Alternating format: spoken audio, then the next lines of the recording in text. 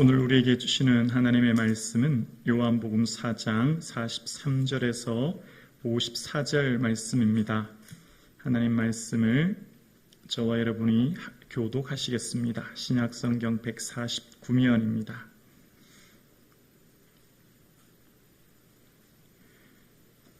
요한복음 4장 43절에서 54절입니다. 저와 여러분 한 절씩 교독하시겠습니다.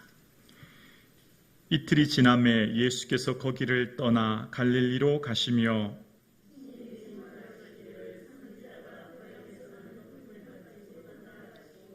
갈릴리에 이르심에 갈릴리인들이 그를 영접하니 이는 자기들도 명절에 갔다가 예수께서 명절 중 예루살렘에서 하신 모든 일을 보았음이더라.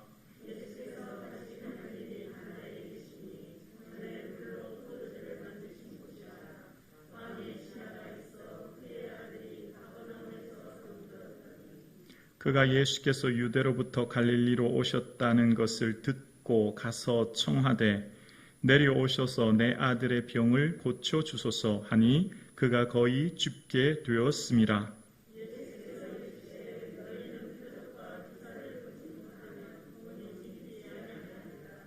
신하가 이르되 주여 내 아이가 죽기 전에 내려오소서.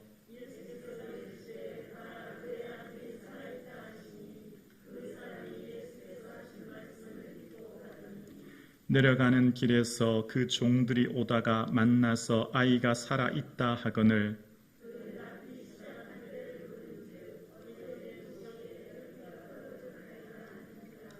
그의 아버지가 예수께서 내 아들이 살아있다 하신 말씀하신 그때인 줄 알고 자기와 그 온 집이 다 믿으니라.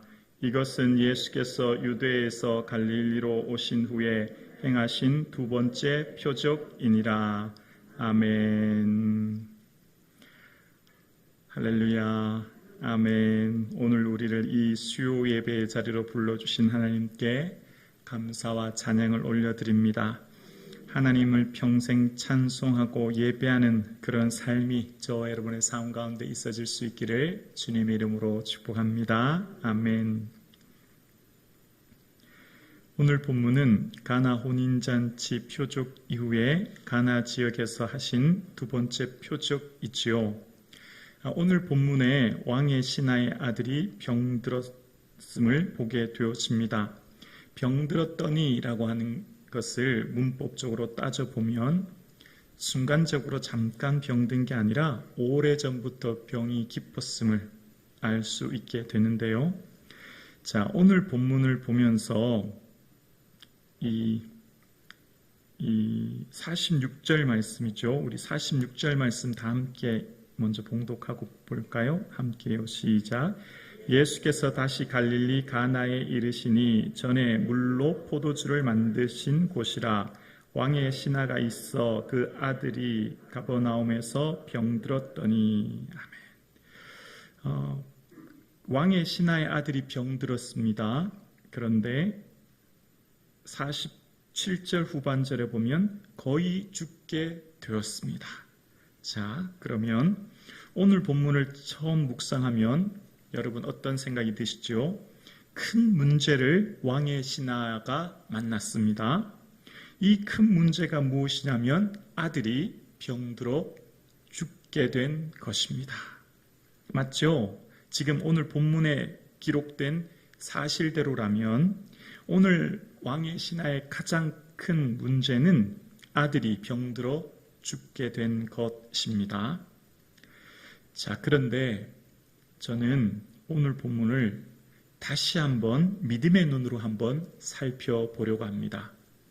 그러니까 오늘 본문에 기록된 대로 드러난 대로 읽어보면 왕의 신하가 있고 그 왕의 신하는 병들어 죽게 되었구나 라고만 문제가 인식되는데 믿음의 눈으로 다시 한번 이 본문을 살펴보면 진정한 왕의 신하의 집의 문제가 뭘까?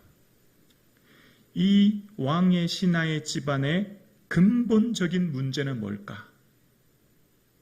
표면상 드러난 문제는 아들이 병들어 죽게 된 것입니다. 그런데 근본적인 문제, 조금 더 깊이 생각해 볼 때 왕의 신하의 집안의 진정한 문제는 믿음의 관점으로 살펴볼 때 뭘까요? 그것은 바로 왕의 신하가 예수님을 알지 못하고 예수님을 믿지 못하여 그 집안이 영생을 모른다는 겁니다. 아멘이십니까? 그러니까 지금 큰일 났네. 저 집안은 큰일 났어. 저 왕의 신하의 집 아들이 거의 죽어간다네 라고 하는 것은 세상적인 관점이에요. 맞죠? 그게 큰 문제예요. 그것은 정말 이 집안의 중차대한 문제입니다. 그런데 왕의 신하의 아들이 고침받았다고 칠까요? 고침받으면 아이가 몇 살인지는 알 수 없으나 아이는 얼마 후 자연사하든 또 죽게 됐죠. 그러니까 이 왕의 신하의 집안의 근본적인 문제는 예수님을 알지 못하는 것이요. 예수님이 하나님의 아들이심을 믿고 영생을 얻지 못한다고 하는데 근본적인 문제가 있는 거예요. 그러니까 우리 인생도 다시 한번 이 관점으로 살펴보아야 합니다. 이 세상을 살아가는 모든 사람들은 삶에 문제가 다 있어요. 문제 없는 인생은 아무도 없죠. 100% 완벽한 삶을 사는 사람은 아무도 없어요. 아무리 많은 재벌도, 아무리 많은 권력을 가진 사람도 다 문제와 어려움이 있는 거예요. 그런데 우리는 문제라고 할 때 그 문제가 흔히 표면상 보여지는, 드러나는 외형적인 것들로만 생각해요. 건강의 문제, 건강으로 인하여 질병, 혹은 자녀의 문제, 취업의 문제, 결혼의 문제, 혹은 관계의 문제, 여러 가지 것들이 있죠. 근데 그것은 세상 사람들도 그것을 문제라고 생각해요. 근데 우리는 조금 더 다르게 생각해 보아야 돼요. 만약 왕의 신하가 아들이 병들지 않았다면 문제가 없나요? 믿음의 관점으로 보면 문제가 있어요. 왕의 신하가, 신하라고 하는 원어의 뜻은 왕족 혹은 왕에 속한 의미가 들어져 있는 곳으로 보아 이 왕의 신하는 왕의 고위관료 헤롯 안디바, 헤롯 대왕의 아들 헤롯 안디바의 왕의 고위관료인 것을 추측해 볼 수 있어요. 그러니까 이때 당시 왕가에서 일하는 고위관료인이 권력은 물론이요, 부와 명예를 한 손에 거머쥔 모든 것을 가진 인물이에요. 그러면 아들이 병들지 않았다면 세상적인 관점으로 볼 때 왕의 신하는 성공한 사람일세, 왕의 신하 같은 집안은 없어 라고 지켜 세울 거예요. 그렇죠. 만약 왕의 신하가 오늘 병들었더니 라고 하는 것으로 시작하지 않는다면 모든 사람들이 왕의 신하의 집안을 문제라고 생각하지 않을 거예요. 그러나 우리 믿음의 사람들은 달리 보아야 한다는 거예요. 우리 믿음의 사람들은 우리의 삶의 문제와 그 해결을 드러난 삶의 표면적인 것들로만 보면 안 된다는 거죠. 그러니까 왕의 신하가 아들이 병들지 않았다고 하면 이 집안이 문제가 없나요? 아니요. 문제는 여전히 있어요. 어떤 문제요? 영생을 알지 못하는 문제, 예수님을 알지 못하는 문제. 이것이 인생의 가장 큰 문제인 줄로 믿습니다. 이 비밀을 알면 오늘 본문이 이제 풀리기 시작하는 거예요. 이 열쇠로부터 오늘 본문을 보아야 되는 거예요. 그러니까 세상의 많은 사람들을 볼 때 자녀들이 잘 되고 취업 잘하고 결혼 잘하고 부와 명예를 다 가지면 저 집은 남부러울 것이 없겠네? 라고 생각하지만 그렇게 보면 안 된다는 거죠. 그 안에 예수 그리스도를 모시고 있는지 믿음으로 살아가는지를 더 근본적으로 보아야 된다는 거죠. 그러니까 오늘 본문을 단순히 그냥 왕의 신하가 고침받았다 이렇게 읽으면 안 되고 오늘 왕의 신하의 집안은 아들이 병듦으로 말미암아 예수 그리스도를 만나 영생을 얻게 된 것이 은혜의 집안이 된 줄로 믿습니다. 그러니까 아들이 병들었으면 고침받으면 생명이 연장되는 거예요. 생명 연장은 의미가 없어요. 의미 없다 그러면 너무 과하나요? 조금 더 살고 조금 더 짧게 사는 거는 영생의 관점으로 볼 때 그 길이가 미미하다는 거죠. 그러니까 오늘 본문의 이 왕의 신하의 관점, 왕의 신하의 집안을 믿음의 관점으로 보면 진정한 문제는 아들이 병든 게 아니라는 거예요. 오히려 아들이 병들었기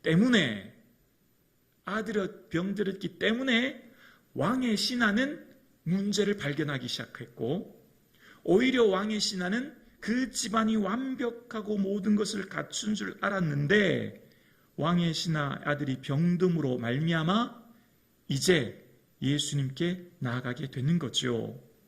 그래서 47절에 보면 이렇게 말해요.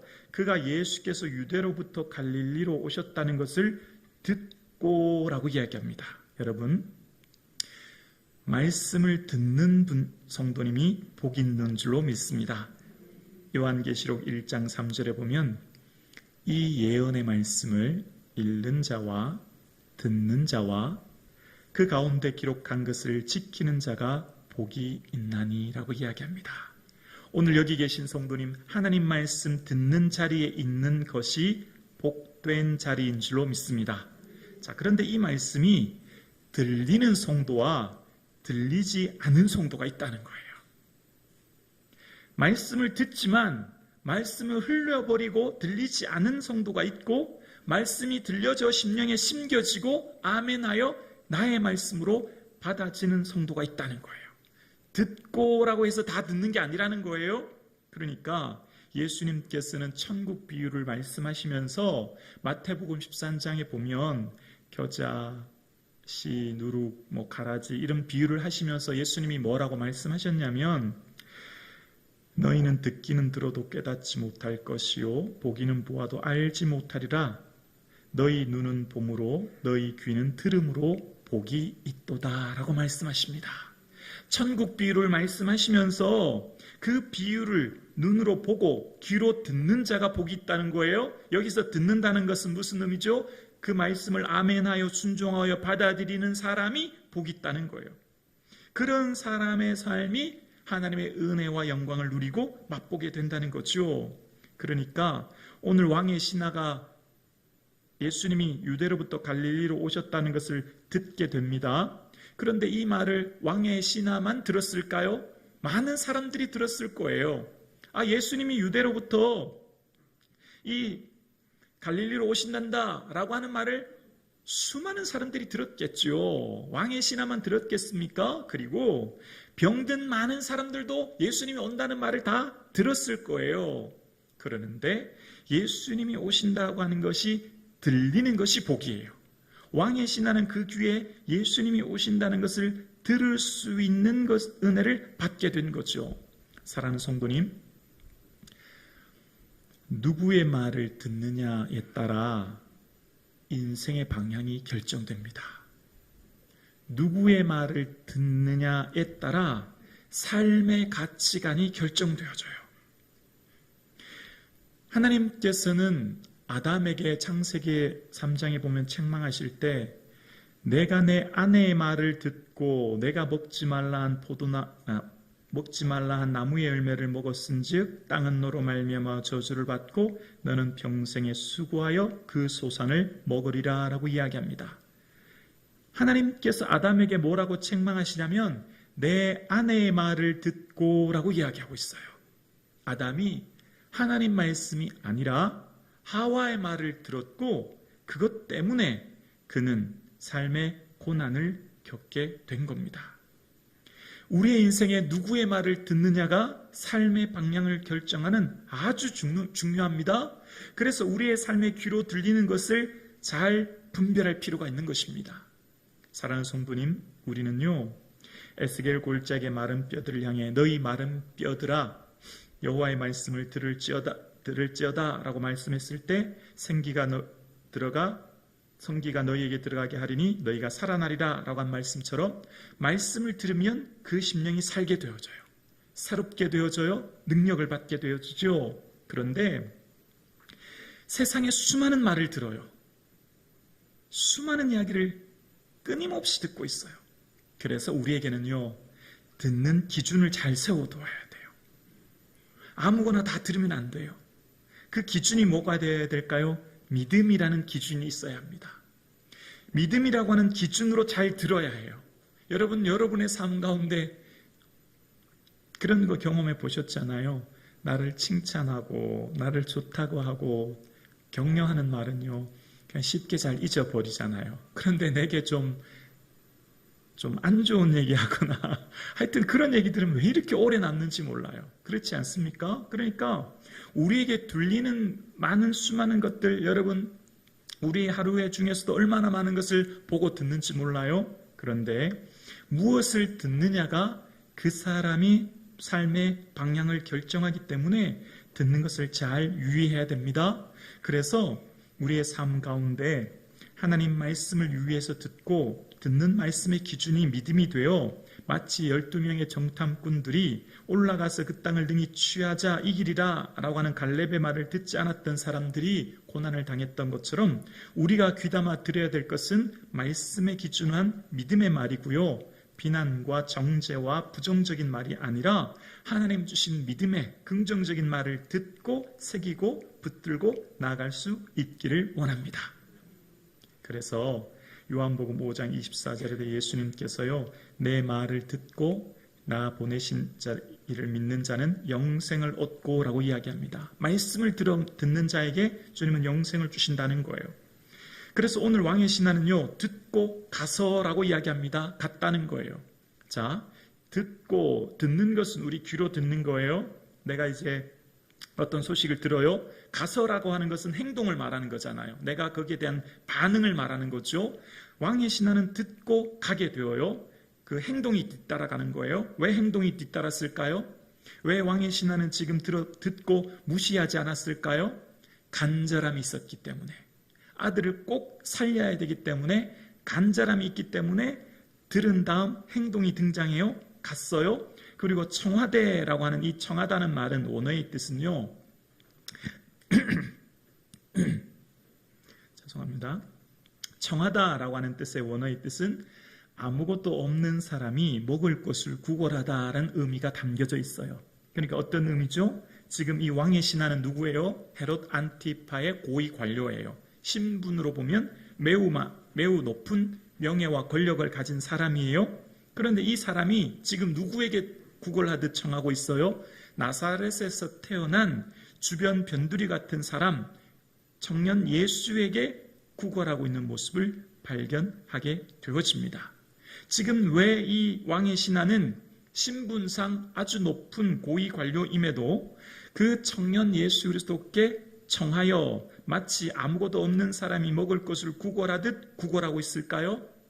그에게는 아들을 고쳐야 된다는 간절함이 필요했기 때문입니다. 간절함이 있었기 때문입니다. 그래서 체면과 자존심을 내려놓을 수밖에 없었던 거예요. 우리의 삶 가운데 어떤 사람이 은혜를 받을까요? 간절한 사람이 은혜 받습니다. 간절함이게 사모하는 사람, 간절하게 하나님의 은혜를 간구하는 사람이 주의 능력과 주의 권능과 은혜를 경험케 되는 줄로 믿습니다. 이 세상을 살아가면서 여러분 가장 우리를 간절하게 만드는 게 뭘까요? 오늘 본문에 등장했던 것처럼 자녀의 문제일 것입니다.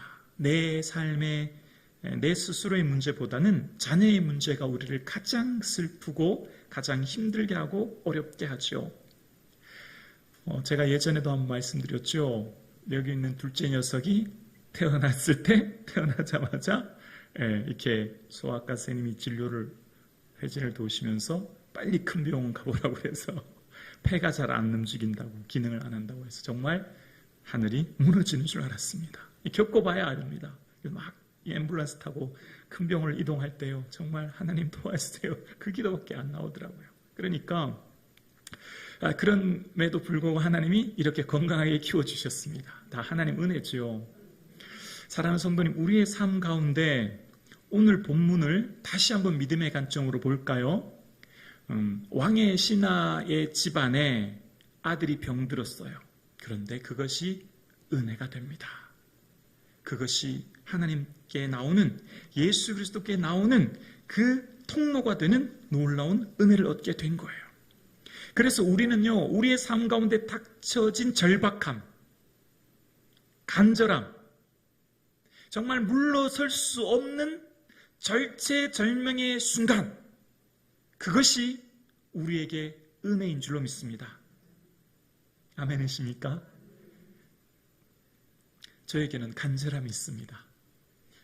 우리 교회에 대한 간절함. 하나님, 우리 교회 아시지요? 우리 교회 형편 아시지요?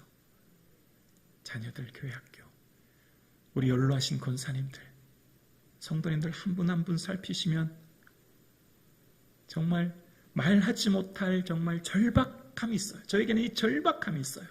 근데 저는 이것이 저에게는 은혜인 줄로 믿습니다.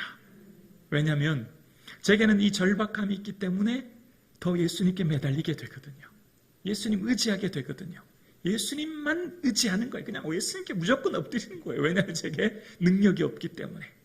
그래서 제가 하나님 앞에 엎드리는 이 동력이 절박함이라는 걸 알게 되었고, 오늘 왕의 신하가 청하듯이 저도 예수님께 이 절박함을 가지고 나오는 것이 저에게는 은혜임을 깨닫게 되어요. 여러분의 삶은 어떻습니까? 여러분의 삶에 어떤 것이 여러분을 절박하게 만듭니까? 그것이 여러분을 고통스럽게 하는 게 아니라 그것이 여러분을 힘있게 하고, 그것이 여러분을 예수님께 나오게 하고, 그것이 여러분을 하나님의 능력의 통로가 될 줄로 믿습니다. 아멘이십니까? 아멘입니다. 아멘입니다. 걱정하지 마세요. 그 절박함, 그 간절함, 그 꼼짝달싹할 수 없는 사방으로 우겨싸움을 당한 것 같은 그 한계 상황, 걱정하지 마세요. 예수님께만 나올 수 있다면, 예수님께만 의탁할 수 있다면 우리는 놀라운 은혜와 영광을 누리게 될 줄로 믿습니다.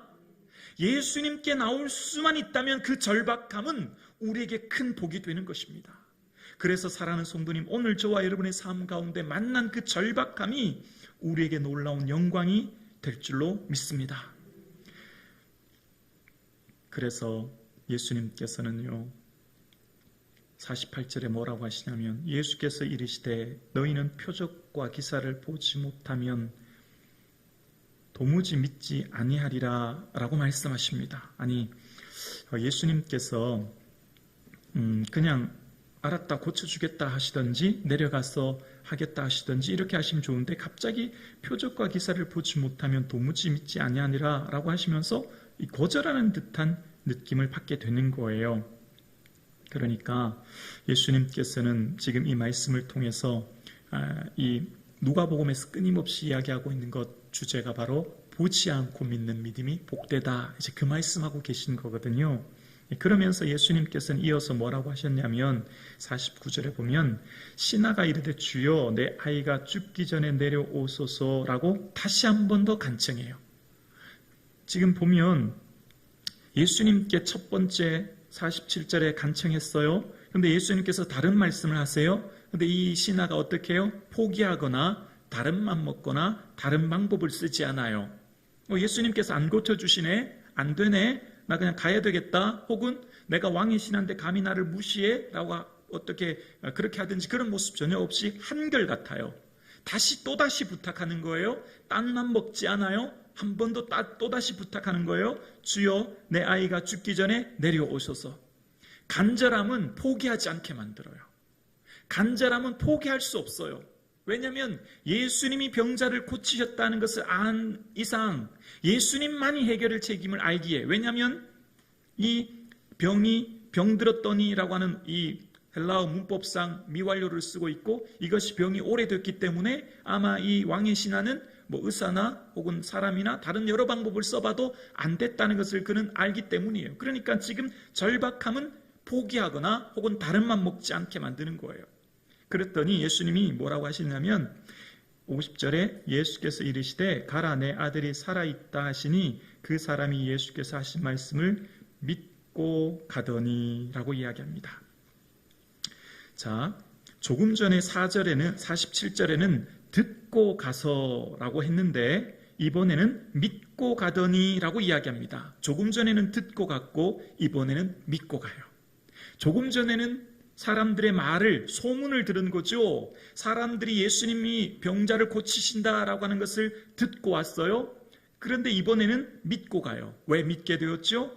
가라, 내 아들이 살아있다라고 하는 예수님의 말씀을 들었기 때문이죠. 그리고 이 예수님의 말씀을 듣고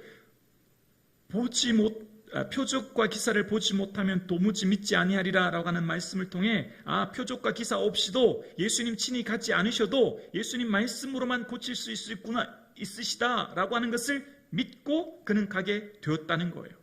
그래서 이 왕의 신하는 가라, 내 아들이 살았다 라고 하는 말씀을 예수님 친히 가지 않으셔도, 표적이 없어도 그는 말씀을 믿고 가게 된 것입니다.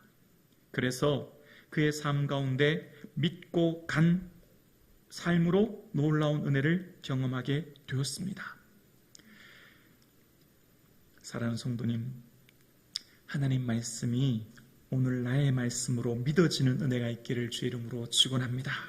그리고 이 말씀을 나의 말씀으로 아멘으로 받아들여 아멘으로 붙들고 내 삶으로 살아낼 수 있는 은혜가 있기를 주의 이름으로 축원합니다. 말씀을 들으면 여러분 각자에게 세미한 깨달음과 생각과 마음을 불어넣어 주세요.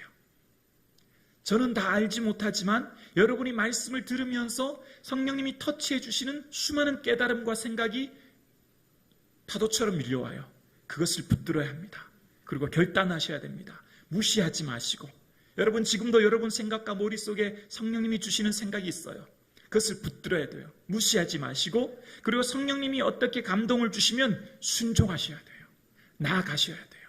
그럴 때 하나님이 더 큰 은혜를 경험하게 될 줄로 믿습니다.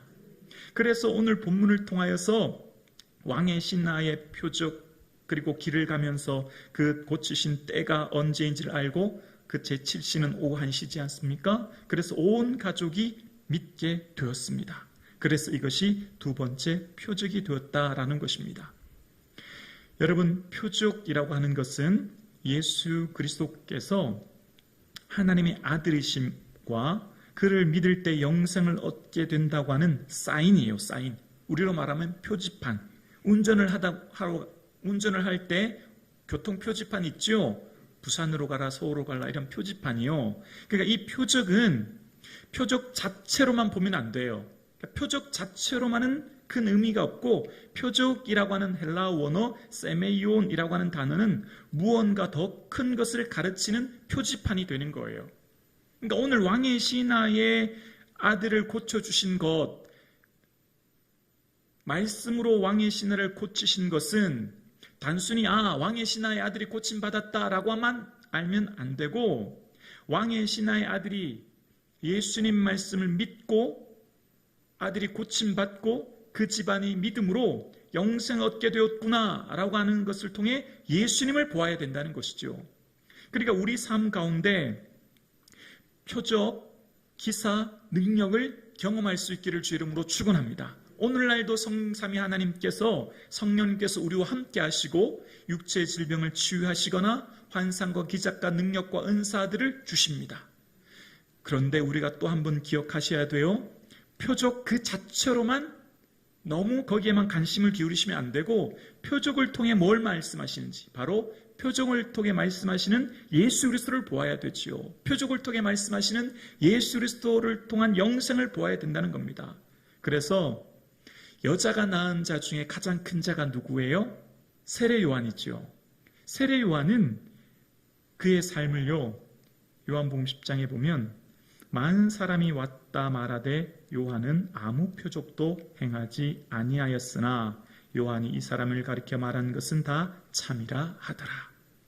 예수님께서 여자가 낳은 자 중에 가장 큰 자는 세례 요한이래요. 그 세례 요한은 아무 표적도 행하지 않았다는 겁니다.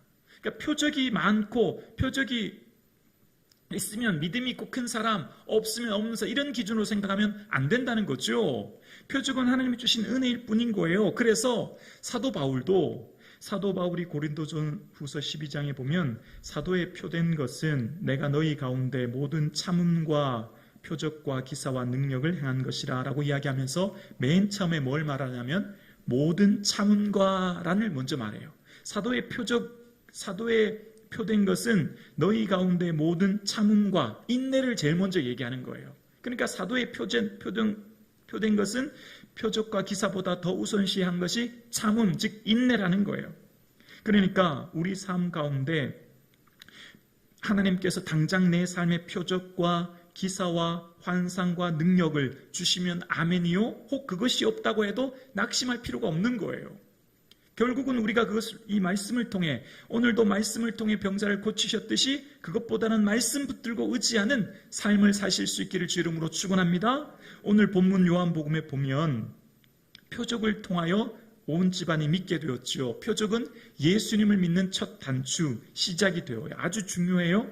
그런데 표적으로 인하여서 요한복음 12장 37절에 보면 이렇게 많은 표적을 그들 앞에서 행하셨으나 그를 믿지 아니하니라고 이야기합니다. 표적을 행한다고 다 믿는 게 아니라는 거예요. 믿지 않은 사람들이 여전히 많고, 또한 이 표적 때문에 요한복음 11장 47절에 보면 대제사장들과 바리새인들이 공회를 모으고 이르되 이 사람이 많은 표적을 행하였으니 우리가 어떻게 하겠느냐 하고 예수님을 공회에 고발하게 됩니다. 그러니까 이 표적 그 자체만 너무 의식할 필요는 없다는 것이죠. 그래서 결국 이 표적이 뭘 가르치는 거냐면 요한복음 20장 30절과 31절이에요. 자막 준비해 주실 수 있나요? 요한복음 20장 30절과 31절입니다. 가장 중요한 본문인데요. 될까요?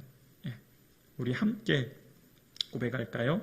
시작. 예수께서 제자들 앞에서 이 책에 기록되지 아니한 다른 표적도 많이 행하셨으나 오직 이것을 기록함은 너희로 예수께서 하나님의 아들 그리스도이심을 믿게 하려 함이요 또 너희로 믿고 그 이름을 힘입어 생명을 얻게 하려 함이니라. 아멘. 이 책에 다 기록하지 못할 다른 많은 표적이 너무 많다는 거예요. 근데 그 표적 자체는 중요한 게 아니라 결국은 표적을 통해 뭘 한다고요? 예수님을 믿고 영생 얻게 하는 것, 그것이 목적이라는 거예요. 그러니까 우리 삶의 가장 중요한 것은 결국은 예수님이 하나님의 아들이심을 믿고 영생 얻는 것이요, 그 영생을 소유하며 그 믿음 안에 살아가는 저와 여러분 되실 수 있기를 주님의 이름으로 축원합니다. 사랑하는 성도님, 오늘 저와 여러분의 삶에 참된 기쁨의 이유가 무엇입니까? 우리에게는 영생을 선물로 받은 이 사실, 예수 그리스도와 함께 동행하는 삶, 그것이 우리의 참된 기쁨인 줄로 믿습니다. 우리에게는 영원한 하나님 나라, 그 이름을 힘입어 영생을 얻게 되어주신 이 은혜, 그것이 우리의 삶의 기쁨이요 즐거움이요 자랑이 될 수 있기를 주님의 이름으로 축원합니다. 사랑하는 성도님, 오늘 우리는 얼마나 행복한 자들인지 몰라요. 주 안에 우리가 얼마나 복된 자들인지 몰라요. 3일 동안 여러분 지치고 힘드셨죠? 그런데 정말 믿음 안에서 우리의 삶을 다시 살펴보면요, 우리는 정말 복 중에 복을 받은 자들이에요. 은혜 중에 은혜를 받은 자들이에요. 우리에게 있는 이 영생의 소망을 인하여 오늘 기뻐하며 감사할 수 있기를 주의 이름으로 축원합니다. 아멘. 기도드리겠습니다.